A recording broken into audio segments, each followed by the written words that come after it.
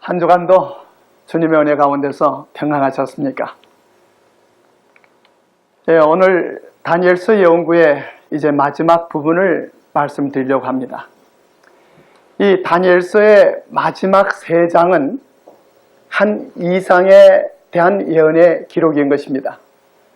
다니엘 10장은 성경 전체에서 가장 크고 광범위한 예언, 곧 다니엘의 시대로부터 세상 끝까지 일어나게 될 사건에 대해 예언한 것입니다. 다니엘서 10장 1절에 바사왕 고레스 3년에 한 일이 벨드사살이라 이름한 다니엘에게 나타났는데 그 일이 참되니 곧 큰 전쟁에 관한 것이라. 다니엘이 그 일을 분명히 알았고 그 이상을 깨달았다고 했습니다. 다니엘 10장에는 이 지상에서 일어나고 있는 선악의 쟁투에 대한 이상을 보여주고 있는 것입니다. 우리는 이 세상과 영적 세계 사이에 가려진 휘장을 걷어 올린다면 우리를 사이에 두고 벌어지고 있는 이 선악의 치열한 싸움을 보게 되는 것입니다. 계시록 12장 7절로 9절에 사도 요한은 일찍이 하늘에서 시작된 선악의 쟁투, 곧 미가엘과 그의 사자들과 용과 그의 사자들과의 전쟁에 대해 기록하시면서 큰 용이 내어 쫓기니 예뱀 곧 마귀라고도 하고 사단이라고도 하는 온 천하를 꿰는 자라. 땅으로 내어 쫓기니 그의 사자들도 저와 함께 내어 쫓기니라고 했습니다. 베드로는 베드로후서 2장 4절에서 하늘에서 쫓겨난 이 범죄한 천사들에 관해 기록하고 있고, 이 바울은 선악의 쟁투에 대해 언급하기를 에베소 6장 12절에서 우리의 씨름은 혈과 육에 대한 것이 아니요 정사와 권세와 이 어둠의 세상 주관자들과 하늘에 있는 악의 영들에게 대함이라고 했습니다. 다니엘이 이 이상을 볼 때는 고레스 왕 제3년 곧 주전 535년이었고 그의 나이가 88세 나이였습니다. 다니엘은 먼저 그에게 주어진 이 이상을 통해 지상 열국의 전쟁과 흥망성쇠에 관한 것들을 보았지만은 이제는 선악의 영적 전쟁에 관한 것을 보게 됐고, 이는 구속사에 있어서 가장 중요한 투쟁의 장면을 보게 된 것입니다. 다니엘 10장에 이 이상이 주어지기 2년 전에 유대 백성들은 고레스의 기환령과 예루살렘 중건령에 의해서 포곡으로 돌아갔습니다. 그러나 에스라 2장 64절과 65절에 보면 이들의 수가 불과 5만 명 정도였습니다. 대다수의 이스라엘 백성들이 그동안 안주하고 있던 바벨론의 생활을 떠나 황폐한 고국과 예루살렘 성전 재건을 위한 고생을 원치 않았습니다. 그리하여 백성의 대다수는 바벨론 땅에 그대로 머물러 있기를 바랬던 것입니다. 그리고 에스라 3장 8절에 귀향한 백성들도 그들이 도착한 지 2년이 지나서야 성전 건축을 시작했고, 또한 에스라 4장 5절에 보면 그처럼 어렵게 착수했던 건축이 사마리아 사람들의 방해로 난관에 봉착하게 되어 건축이 당분간 중지되고 말았습니다.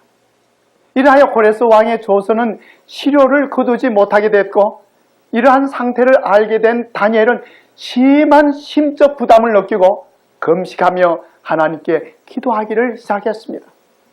기도는 21일 동안 계속됐고, 다니엘서 10장 2절에 보면 나 다니엘이 새 일해 동안 슬퍼하였다고 했습니다. 사단은 바사 나라의 최고의 권력자들에게 영향을 미쳐서 그들이 하나님의 백성들을 냉대하도록 노력했고, 하늘 천사들은 유랑 생활로부터 귀향한 사람들을 위해 일하고 있었습니다. 이러한 투쟁은 모든 하늘이 관심을 가지고 바라보고 있는 것이었습니다. 우리는 다니엘 10장의 이상을 통해 이러한 선악의 투쟁이 얼마나 치열하게 벌어지고 있었는지를 보게 되는 것입니다. 다니엘을 도우려고 왔던 천사는 하나님의 아들의 다음 지위에 있는 가브리엘 천사였습니다. 다니엘이 기도하고 있던 21일 동안 이 가브리엘 천사는 흑암의 권세인 악령들과 투쟁하면서 고레스의 마음에 작용하고 있는 이 사단의 역사를 저지시키려고 노력하고 있었습니다. 포로된 이스라엘 백성들이 해방되어 고국으로 돌아가서 하나님의 성전을 재건하게 되면 인류의 구세주께서 오시게 된다는 것을 사단이 잘 알고 있었기에 이 일이 이루어지지 않도록 전력을 다해 방해를 했던 것입니다. 다니엘 9장 25절의 말씀대로 예루살렘을 중건하라는 영이 날 때로부터 기름 부음을 받은 자 곧 왕 메시아가 오실 때가 작정되었기 때문인 것입니다. 그리고 하나님께서는 선지자 학개를 통해 학개서 2장 7절에 또한 만국을 진동시킬 것이며 만국의 법에 곧 사모하는 자가 이르리니 내가 영광으로 이전에 충만케 하리라고 하셨습니다. 바벨론에서 귀향한 유대 백성들이 건축할 이 예루살렘의 성전은 그 장엄함에 있어서 솔로몬 왕이 건축한 성전에 미치지 못했습니다. 이 둘째 성전은 여호와의 영광의 구름으로서가 아니라 그 안에 신성의 모든 충만이 육체로 거하시는 하나님, 곧 육신으로 나타난 바 되신 주님의 임재로 영광을 받게 된 것입니다. 나사렛 예수께서 이 성전에서 가르치시고 백성들의 병을 고쳐주실 때 학개서 2장 9절의 말씀대로 이 성전의 나중 영광이 이전 영광보다 크리라는 말씀이 성취된 것입니다. 만국의 보배이신 예수 그리스도께서 초림하여 이 성전에 임하실 것이기 때문에 사단과 그의 흑암의 권세가 맹활동을 하여 방해했고 건축 사업을 저지함으로써 다니엘서 10장 1절의 말씀대로 큰 투쟁, 전쟁이 일어나게 되었던 것입니다. 다니엘서 10장 4절에 다니엘이 기록하기를 정월 24일에 내가 힙데겔이라 하는 큰 강가에 있었다고 했습니다. 다니엘은 아마도 이 페르시아만에서 약 100마일 떨어진 이 유브라데스 강과 합쳐지는 어느 지점에서 잠시 휴가를 보내고 있었을 것입니다. 때는 6월절과 그 절기에 있어서 지키던 무교절기 때였기 때문에 이는 옛 이스라엘 백성들이 애굽의 속박에서 구원받은 사실을 기념하는 절기였습니다. 그리하여 다니엘은 과거에 하나님께서 당신의 백성을 구원하여 주셨던 것처럼 현재도 그 백성을 구원하여 주실 것을 확신하고 기도했던 것입니다. 다니엘이 기도할 때 한 이상이 나타나 보였는데 다니엘서 10장 5절과 6절에 내가 눈을 들어 바라본 적 한 사람이 세마포 옷을 입었고 허리에는 우바서 정금띠를 띠었고 그 몸은 황옥 같고 그 얼굴은 번갯빛 같고 그 눈은 햇불 같고 그 팔과 발은 빛난 놋과 같고 그 말소리는 무리의 소리와 같더라고 했습니다. 이상 중에 다니엘은 하늘에 존귀하신 분을 보게 되었습니다. 그분의 모습은 너무도 영광스럽고 압도적이었습니다. 그분은 천사장 가브리엘보다 훨씬 뛰어나고 존귀하신 분이었습니다. 다니엘 8장 16절과 17절에 다니엘에게 말하기를 내가 들은 적 얼레강 두 언덕 사이에서 사람의 목소리가 있어 외쳐 이르되 가브리엘아 이 이상을 이 사람에게 깨닫게 하라 하더니 그가 나의 송곳으로 나와 왔는데 그가 나올 때 내가 두려워서 얼굴을 땅에 대고 엎드리게 되었다고 했습니다. 하늘 천사장인 가브리엘에게 명령하실 수 있는 분은 오직 한 분이신 대군 미가엘이신 예수 그리스도이십니다. 가브리엘 천사는 다니엘에게 말하기를 다니엘서 10장 13절에 다니엘아 두려워하지 말라. 네가 깨달으려 하여 네 하나님 앞에 스스로 겸비케 하기로 결심하던 첫날부터 내 말이 들으신 바 되었으므로 내가 내 말을 인하여 왔느니라. 그런데 바사국 군이 20일 동안 나를 막았으므로 내가 거기 바사국 왕들과 함께 머물러 있더니 군장 중 하나 미가일이 와서 나를 도와줬다고 했습니다. 이 21절에서는 나를 도와서 그들을 대적하는 자는 너의 군 미가일 뿐이라고 했습니다. 그러므로 여기에 언급된 미가일은 하나님의 아들 예수 그리스도이심이 분명한 것입니다. 우리가 다니엘처럼 간절한 기도로 하나님께 간구할 때 하늘의 천사들이 하나님의 응답을 가지고 온다는 사실은 참으로 놀라운 사실인 것입니다. 그러나 선지자 다니엘이 기도를 시작한 지 3주일이 지나서야 그 응답이 이르러 왔던 것입니다. 그러면 왜 그처럼 오랫동안 응답이 지체되었는가 하는 것입니다. 우리는 여기에서 보이지 않는 세계에서 일어나고 있는 이 큰 투쟁을 알게 되는 것입니다. 마태 헨리는 그의 주석에 기록하기를 성경 전체에서 다니엘서 10장 13절처럼 세상 나라들을 다스리고 영향력을 행사하는 보이지 않는 세력들에 대해 분명하게 언급하고 있는 성경절이 이외에 아무데도 없을 것이라고 했습니다. 바소국 군이 21일 동안 나를 막았다는 이 가브니엘의 천사의 말은 바사왕 고레스를 두고 하는 말일 수도 있지만 그러나 고레스에게 영향력을 미쳤던 자로서 이 보이지 않는 세력의 장본인으로서의 곧 이 마귀입니다. 사단 마귀입니다. 이 에베소 2장 2절에 보면 공중의 권세를 잡은 자요, 에베소 6장 12절에서는 하늘에 있는 악의 영들의 세계를 주관하는 자로서 예수께서도 요한복음 12장 31절에 이 세상 임금이라고 한 사단 마귀인 것입니다. 마태복음 16장 23절에 보면 예수께서 돌이키시며 베드로에게 이르시되 사단아 내 뒤로 물러가라. 너는 나를 넘어지게 하는 자로다.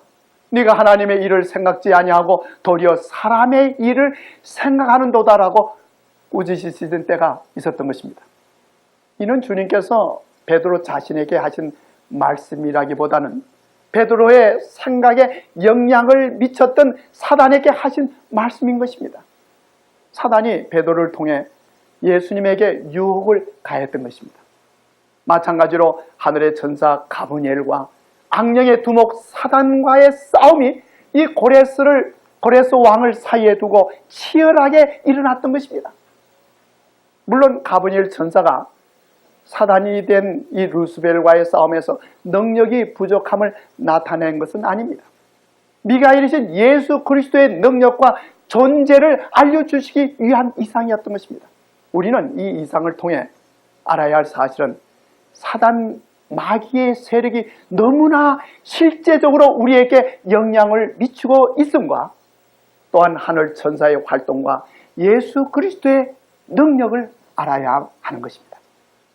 가브니엘은 미가엘이 임하셔서 고레스 왕의 마음을 감동시켜 하나님의 성전을 건축하는 일을 방해하고 저해하려는 원수를 물리쳐 이 재건 사업이 지장 없도록 명령을 내리게 되었음을 알려주었습니다. 그리하여 하나님의 백성을 위해 하늘이 할 수 있는 모든 일을 다함으로 마침내 승리는 얻어졌고 악령의 군대들은 고레스 왕의 모든 시대와 그 후 약 7년 반 동안 통치한 그의 아들 캄비세스의 그 모든 지세 동안 영향력을 미칠 수가 없었던 것입니다. 하늘의 최고의 존재자들이 하나님의 백성들을 위해 바사 왕들의 마음에 감동을 일으켰고 고레스 왕의 조서를 거침없이 시행하도록 활발히 역사했던 것입니다. 그러면 여기에 나타난 미가엘에 대해 좀 더 살펴보십시다. 이 미가엘이라는 이름이 다니엘서에 3번 언급되고 있습니다. 미가엘이라는 이름의 뜻은 누가 하나님과 같으냐라는 뜻입니다. 빌립보 2장 6절의 말씀대로 예수께서 만이 하나님의 본체이시며 하나님과 동등 되신 분이십니다. 다니엘서 외 성경 다른 곳에서는 이 유다서 9절에 그 이름이 나타나는데, 여기에서는 천사장 미가엘이 모세의 시체에 대해 마귀와 다투셨다고 했고, 주께서 너를 꾸짖으시기를 원하라고 하셨습니다. 예수 그리스도는 다니엘 8장 25절에서는 만왕의 왕으로서, 또 다니엘 9장 25절에서는 기름 부음을 받은 자 곧 왕이신 메시아로, 그리고 다니엘서 10장 13절과 21절에서는 왕이신 미가엘로, 또한 12장 1절에서는 내 민족을 호위하는 대군 미가엘로 지칭하고 있는 것입니다. 그리고 사도 요한 역시 계시록 12장 7절에서 하늘에 전쟁이 있으니 미가엘과 그의 사자들이 용으로 더불어 싸워 승리하였음을 기록하고 있는 것입니다. 예수 그리스도를 특별한 의미에서 하나님의 백성을 지키시는 천사장 미가엘로 말하고 있는 것은, 이 주님께서는 하늘 천군의 통수권자로서 하늘 천사들을 지휘하여 악의 세력과 싸워 당신의 백성들과 또 당신의 백성들을 보호하시고 지키시며 구원하여 내심을 말씀해 주고 있는 것입니다. 주께서는 피조물인 이 가브리엘 천사보다 더욱 위대한 창조주 하나님으로서 주께서는 악의 왕 사단과 싸우고 있음을 나타나있을 때는 이 미가엘이라고 하는 이름을 사용하셨습니다. 그때마다 강력한 승리자로 나타나시는 것입니다. 가브리엘 천사는 다니엘에게 예수 그리스도를 가리켜 내 민족을 호위하는 대군 미가엘이라고 했습니다. 분명히 그리스도께서는 다니엘의 백성, 곧 하나님의 백성들을 위해 일어나신 분이십니다. 일어나신다는 것은 주님께서 어떤 일을 이루시기 위해 나타내는 강력한 행동의 표현인 것입니다. 예수 그리스도께서는 오늘날도 당신의 백성들을 위해 일어나실 것입니다. 그리고 일어나십니다. 그리스도께서는 우리의 구속주이시오, 구원자이시오, 보호자이시오, 그리고 통치자로서 일어나시는 것입니다.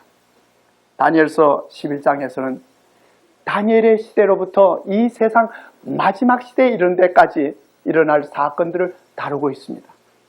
그 예언이 너무도 상세하고 분명하기 때문에 주 3세기경 그 시리아 학자 볼피리는 아마도 선지자로 가정한 어떤 경건한 유대인이 역사적인 사실을 통해 이 다니엘서 11장의 예언으로 조작했으라고 말했습니다. 그러나 그렇지 않습니다.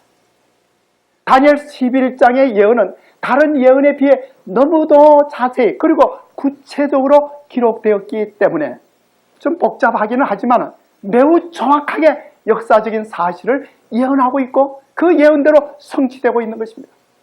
성경의 예언들이 어떤 사건들을 더욱 분명하게 밝히기 위해 되풀이되는 것은 흔히 기록된 사실입니다. 다니엘서 11장의 예언에 동일한 사건들이 다니엘 7장, 8장, 9장과 또한 요한계시록의 여러 곳에 기록되어 있는 것을 볼 수가 있는 것입니다. 그리고 다니엘서 이 11장의 예언이 이 다니엘서와 요한계시록을 연결하는 고리가 되는 것을 우리는 알 수가 있는 것입니다.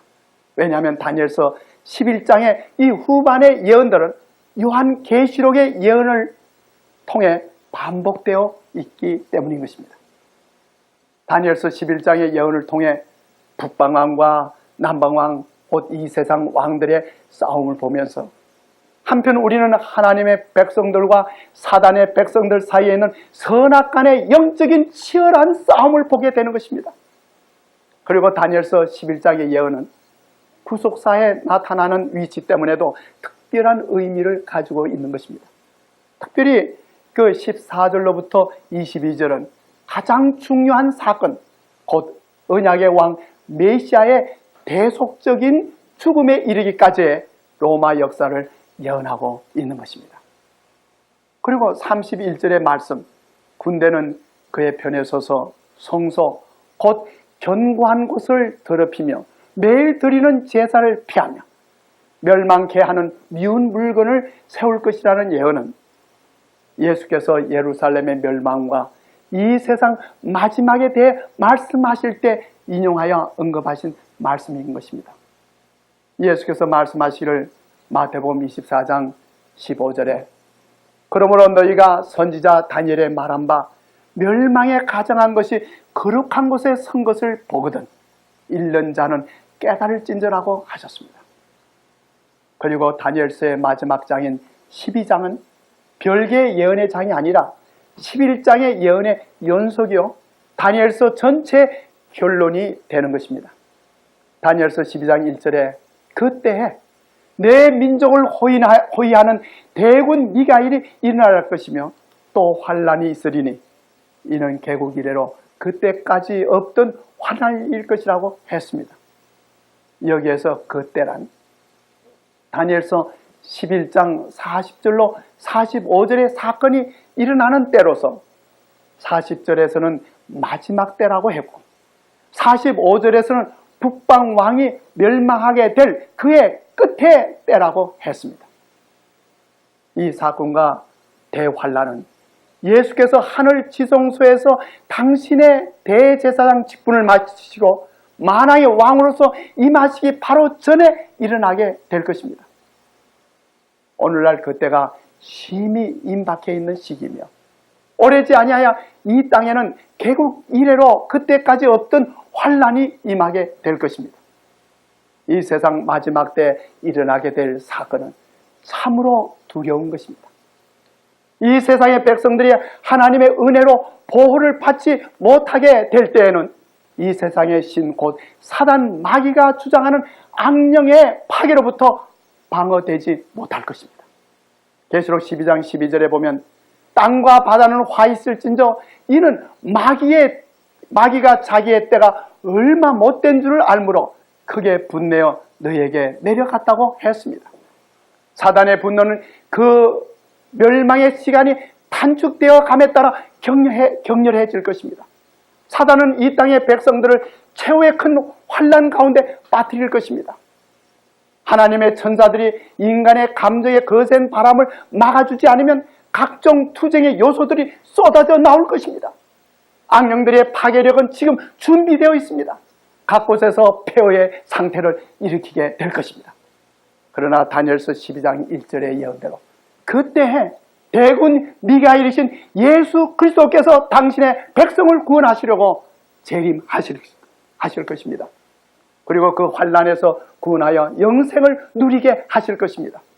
우리 모두 대군 미가일이신 예수 그리스도께서 임하실 때 구원받게 되기를 간절히 축원합니다.